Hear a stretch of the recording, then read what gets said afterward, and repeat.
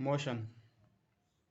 If an object is continuously changing its position with respect to a fixed position, then the object is said to be in motion. अगर कोई object वो बार बार अपनी जगह बदल रही है, उसकी पोजीशन बदल रही है with respect to a fix point, then जो ऑब्जेक्ट है वो हमारी मोशन में कहलाई जाएगी. What is motion? Object changing its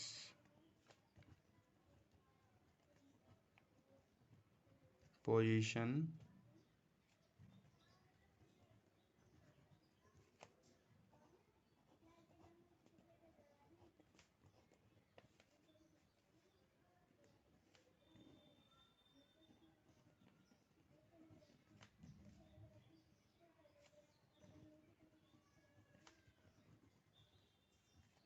then the object is said to be in motion. ठीक है. अगर कोई वस्तु है वो बार बार अपनी जगह बदल रही है किसी एक फिक्स पॉइंट से, मान लेते हैं हमारे पास ये हम ही हैं और हमारा चांद ये रहा. ठीक है, ये हमारा चांद. हम देखते हैं कभी चांद यहाँ होता है, कभी यहाँ होता है, कहीं यहाँ होता है. ये हम फिक्स है हमारा. ठीक है, बट ये अपनी पोजीशन चेंज कर रहा होता है. ये हमारे पास क्या है? मून है.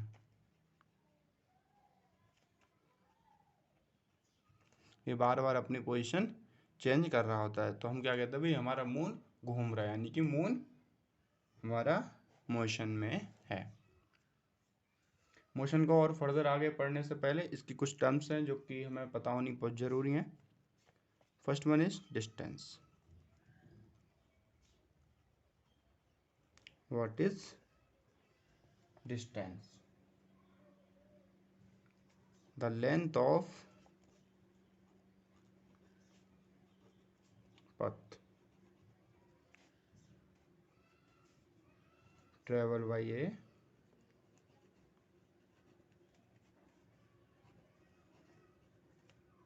ऑब्जेक्ट. ठीक है, कोई ऑब्जेक्ट कितना दूरी तय कर रही है वो हमारे बोलते हैं दूरी. मान लो ये पॉइंट है ए, ये पॉइंट है बी. यहाँ से मान लो आप यहाँ से यहाँ गए, इसकी दूरी है 100 मीटर. ठीक है, तो हमारे ए और बी के बीच की दूरी कितनी होगी? 100 मीटर हो गई. ठीक है, डिस्टेंस के बारे में और क्या ज़रूरी बातें? It is a scalar quantity.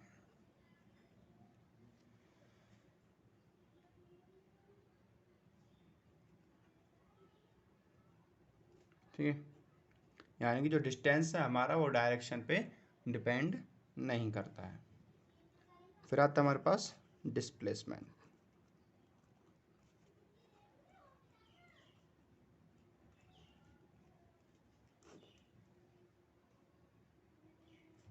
Shortest distance between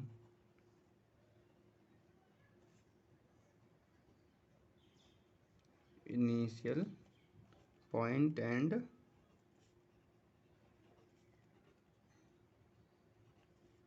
final point. ठीक है, मान लो एक गाड़ी है जो ए से चली बी पहुंचना है उसे. ठीक है, एक रास्ता हमारा ऐसे जा रहा है, एक रास्ता हमारा ये घूम के जा रहा है ऐसे, और एक रास्ता हमारा ऐसे जा रहा है. अगर हमसे बोलेगा कि इसकी डिस्प्लेसमेंट क्या है, तो डिस्प्लेसमेंट क्या होगा इसका? ए और बी के बीच का जो सब छोटा से छोटा, ठीक है, छोटे से छोटा जो डिस्टेंस होगा वो क्या होगा? डिस्प्लेसमेंट हो जाएगा. ठीक है, तो ये जो हमारा ये वाला पथ है, ये वाला ये हमारे यहाँ पे डिस्प्लेसमेंट हो जाएगा, क्योंकि आप देख सकते हैं बाकी सबसे ये छोटा ही होगा। और ये क्या है, ये हमारे पास है वेक्टर क्वांटिटी।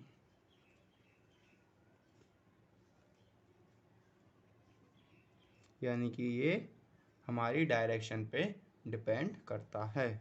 ठीक है, डिस्प्लेस हमारा depend on direction. Okay, next आता है हमारे पास स्पीड।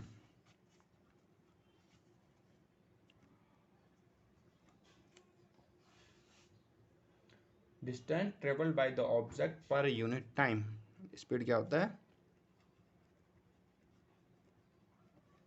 डिस्टेंस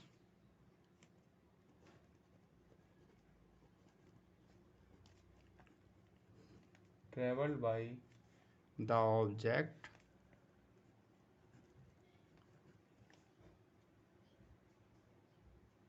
पर यूनिट टाइम। ठीक है, ये क्या होता है हमारे पास स्पीड। स्पीड का फॉर्मूला भी देख लेते हैं, डिस्टेंस पर यूनिट टाइम। ठीक है, ये हमारे पास बेसिकली स्पीड और डिस्टेंस का टाइम आ रहा है। अगर यहाँ पे आपको दो चीज़ें दी गई हैं, अगर तीसरी चीज़ निकालने के लिए बोला जाए, जैसे कि अगर हमें स्पीड निकालने के लिए बोला जाए तो डिस्टेंस अपॉन टाइम। अगर आपसे डिस्टेंस निकालने के लिए पूछ लेता तो क्या होता, टाइम को इधर कर दो तो स्पीड मल्टीप्लाई टाइम हो जाता। ठीक है, अगर आपसे टाइम पूछ लिया जाता तो क्या करते, डिस्टेंस बटे में स्पीड, आपके पास फॉर्मूला बन जाता है। ये आपके पास तीन फार्मूले बन गए, पर ये तीनों फार्मूले कहाँ से निकल के आए, हमारे इसी बेसिक फार्मूले से निकल के आए हैं। अब स्पीड कितने प्रकार की होती है, स्पीड को हम 4 पार्ट्स में डिवाइड कर देते हैं। ठीक है, स्पीड को हम करते हैं 4 पार्ट में। पहला आता है हमारे पास यूनिफॉर्म स्पीड। ठीक है,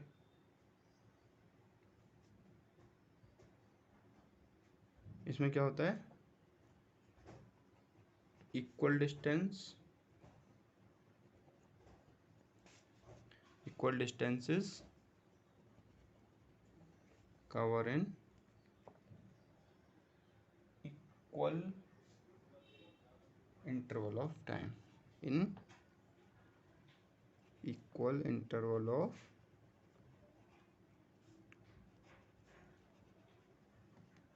ठीक है। नेक्स्ट आता है हमारे पास नॉन यूनिफॉर्म।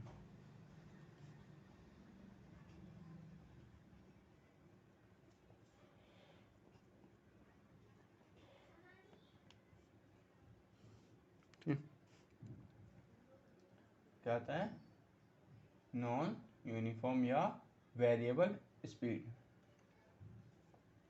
इसमें क्या आता है, equal distances cover in unequal interval of time. जैसे कि हम नॉर्मली कभी अपनी बाइक चलाते हैं, गाड़ी चलाते हैं, तो वहाँ क्या होता है, नॉन यूनिफॉर्म हम यूज कर रहे होते हैं, वहाँ हमारे पास नॉन यूनिफॉर्म स्पीड होती है, क्योंकि कभी हमारी स्पीड कम होती है, कभी ज़्यादा होती है। कभी 10 मिनट में हम 2 किलोमीटर पहुँच जाते हैं, और कभी अगर जाम मिल जाता है, हमें ट्रैफिक मिल जाता है, तो वो 10 मिनट में हम 500 मीटर चल पाते हैं। तो वो एग्जाम्पल हो गया हमारे पास नॉन यूनिफॉर्म स्पीड का। नेक्स्ट आता है हमारे पास average.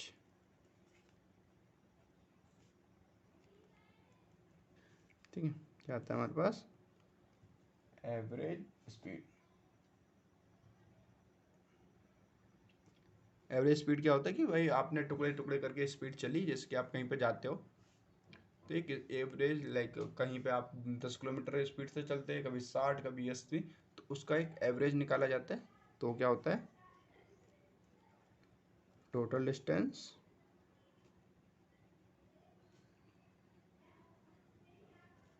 Travelled by total time taken. ठीक है, कि आपकी जो डिस्टेंस ट्रेवल करी वो कितनी है और आपने उस जर्नी के लिए कितना टाइम कंज्यूम करा, उसके रेशियो को हम बोलते हैं एवरेज स्पीड। इफ एक ऑब्जेक्ट है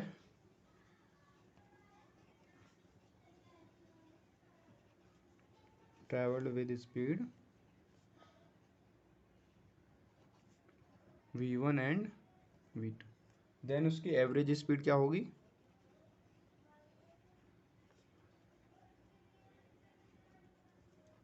वो हो जाएगी हमारे पास 2v1 v2 अपॉन में v1 प्लस v2। और अगर एक ऑब्जेक्ट है जो अपना फर्स्ट 1/3 करता है, फर्स्ट 1/3 डिस्टेंस जो कवर करता है तब है उसकी स्पीड है हमारे पास a। ठीक है, अदर 1/3 करता है, ठीक है, अदर 1/3 देन उसकी स्पीड मान लेते हैं तब है b। और जो बचा हुआ हमारे पास है ना लास्ट 1/3,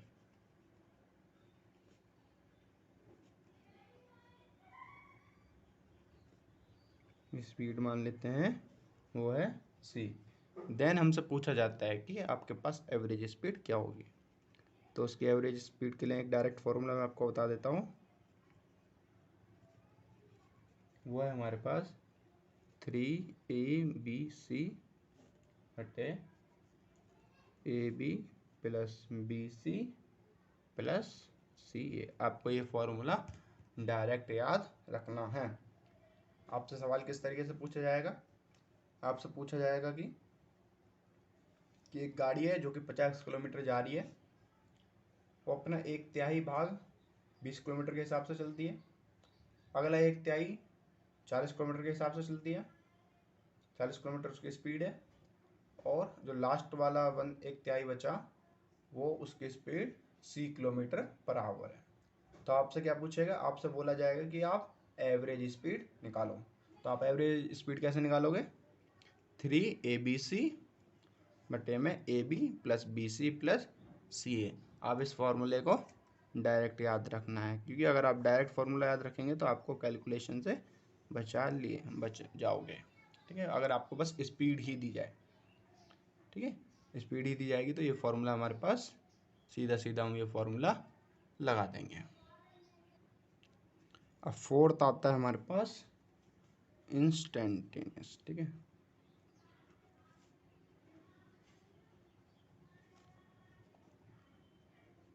ठीक है, कोई ऑब्जेक्ट है वो जा रहा है, वेरिएबल स्पीड है उसकी, अगर वो किसी पर्टिकुलर टाइम पे पूछ ले कि हाँ भाई इस टाइम पे आपके ऑब्जेक्ट की स्पीड क्या थी, तो वो क्या होगी, आपके पास इंस्टेंटेनियस स्पीड हो जाएगी। Speed at A given instant of time. ठीक है, क्या हो जाएगी, इंस्टेंटेनियस स्पीड। इसका फॉर्मूला क्या होगा, वो होता है limit delta T tends to 0 change in distance बटे में डेल्टा टी, यानी कि हो जाता है हमारे पास ds बाई dt। अब फिर यहाँ पे हम डिफ्रेंशिएशन लगाते हैं और इसको आगे सॉल्व कर लेते हैं।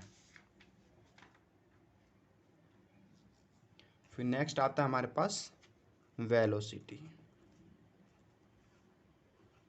आता है वेलोसिटी। वेलोसिटी क्या है? Time rate of change of displacement. ठीक है, time rate of change of displacement of an object. Speed और वेलोसिटी में आपको खासकर ध्यान रखना है, वहां पे डिस्टेंस था, यहाँ पे डिस्प्लेसमेंट है। तो वेलोसिटी का फॉर्मूला क्या हो जाएगा? वो हो जाता है हमारे पास डिस्प्लेसमेंट बाई टाइम। तो आपका फॉर्मूला हो जाता है वेलोसिटी का। आपको ये ध्यान रखना है। और वेलोसिटी हमारे पास ये होती है वेक्टर क्वांटिटी, क्योंकि हमारे पास डिस्प्लेसमेंट एक वेक्टर क्वांटिटी होता है। जैसे हमारे पास अभी स्पीड के टाइप थे, उसी तरीके से वेलोसिटी के भी टाइप है हमारे पास।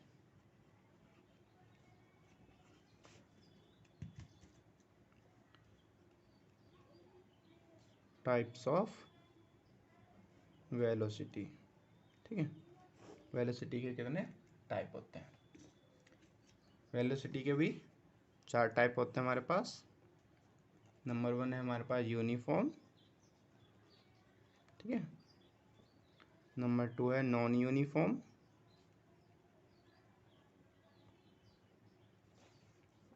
नंबर 3 है एवरेज वेलोसिटी। और नंबर 4 आ जाता है हमारे पास instantaneous.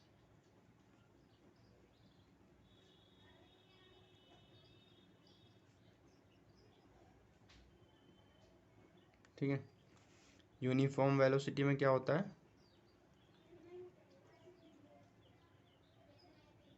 Equal distance displacement in equal interval of time. ठीक है, नॉन यूनिफॉर्म वेलोसिटी में क्या होता है? इक्वल डिस्प्लेसमेंट इन नॉन या फिर unequal interval of time. Average velocity क्या होगा? टोटल डिस्प्लेसमेंट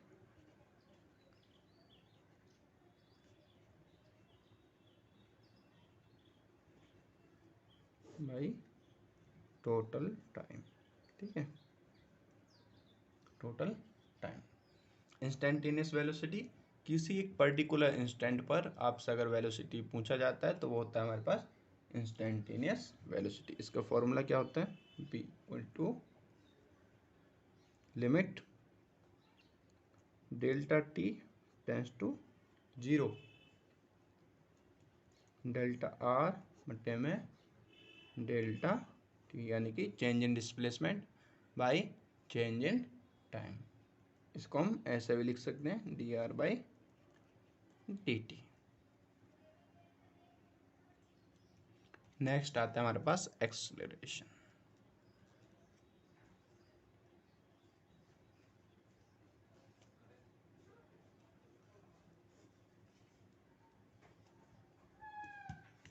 एक्सेलरेशन क्या होता है? Rate of change of velocity. ठीक है, ये क्या होगा हमारे पास? एक्सेलरेशन हो जाएगा। फॉर्मूला देखते हैं। एक्सेलरेशन, इसको ए से रिप्रेजेंट करते हैं, इक्वल टू वेलोसिटी बटे में टाइम। ठीक है, चेंज इन वेलोसिटी बटे में टाइम। तो ये क्या हो जाता है हमारे पास? एक्सेलरेशन। ये क्या होगा? It is a vector quantity. ठीक है, क्योंकि हमारे पास वेलोसिटी वेक्टर क्वांटिटी होती है, ठीक है। और वेलोसिटी वेक्टर क्वांटिटी क्यों होती है? क्योंकि डिस्प्लेसमेंट हमारे पास वेक्टर क्वांटिटी होती है। जैसे हमारे पास अभी स्पीड में, वेलोसिटी में टाइप्स थे, वैसे ही एक्सलेशन के भी टाइप्स होते हैं। Types of acceleration,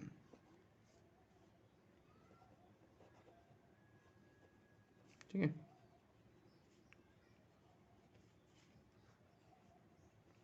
types of acceleration, number 1 पे आता है हमारे पास uniform acceleration.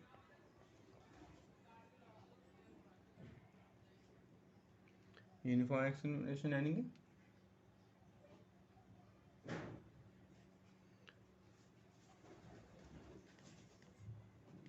Change of velocity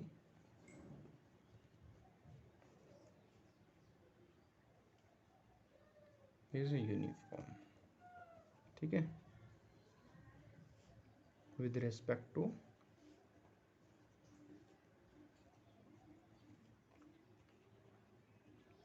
जब आपका चेंज ऑफ वेलोसिटी यूनिफॉर्म होता है, यानी कि सेम जितना, मतलब एक टाइम के इंटरवल के अंदर जितना चेंज हो रहा है वेलोसिटी में, अगले टाइम इंटरवल के बाद भी वो उतना ही होगा। नेक्स्ट आता है हमारे पास नॉन यूनिफॉर्म एक्सलेरेशन, ठीक है। इसमें क्या होता है, जो वेलोसिटी चेंजेस है by unequal amount in equal interval of time.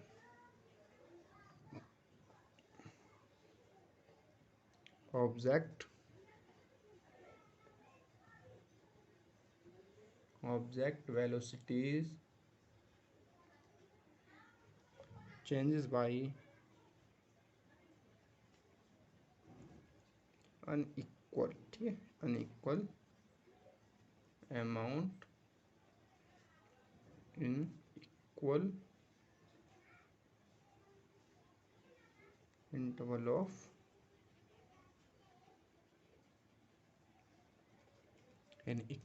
of time। Third आता है हमारे पास एवरेज,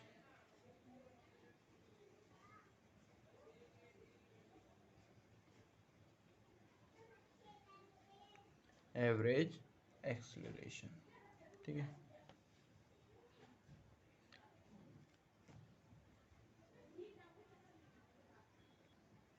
मान लेते हैं लेट ए बॉय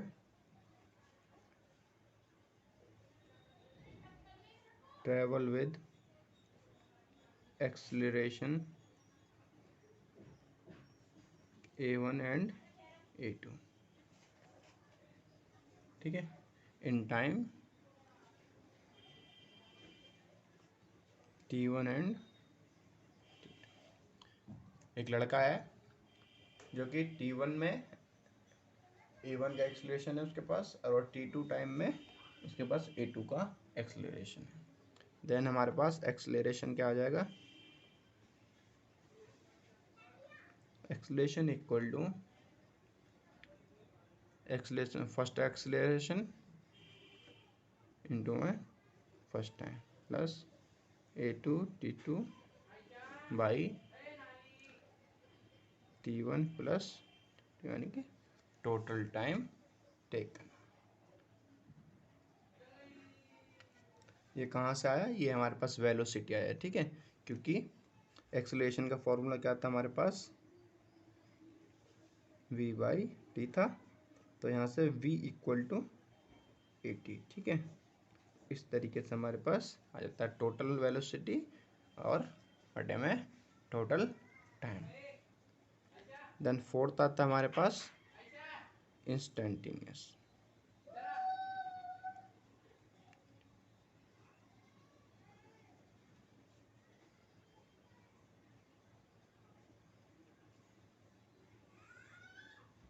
सेम वही है, acceleration at any instant of time, acceleration at instant of,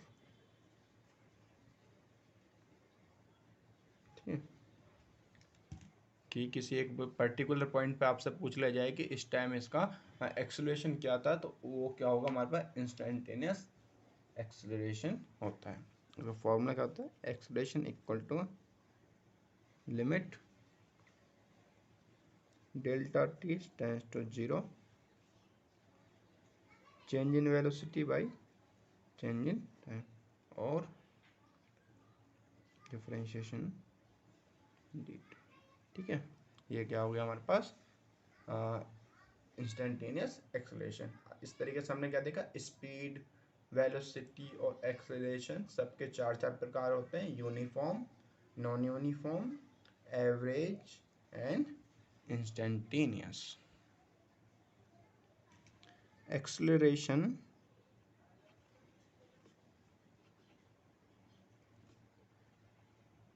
may be 0 और पॉजिटिव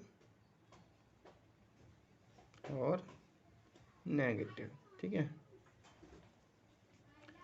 नेगेटिव एक्सेलरेशन को हम बोलते हैं रिटार्डेशन।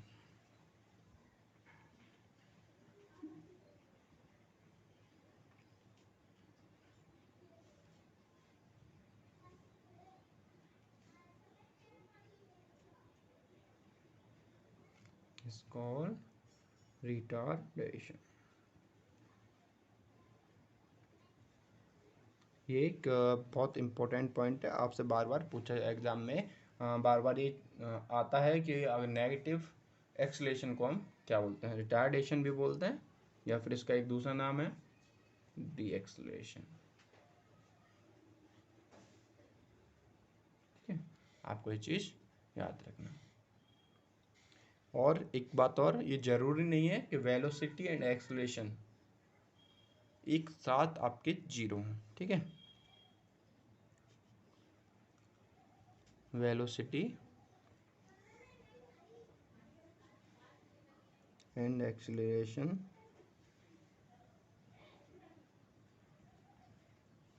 need not to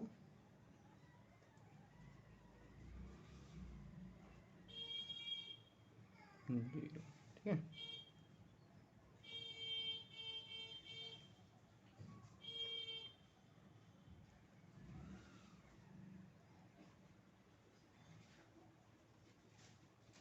ये जरूरी नहीं है कि वेलोसिटी और एक्सेलरेशन आपके एक साथ 0 हों, ठीक है।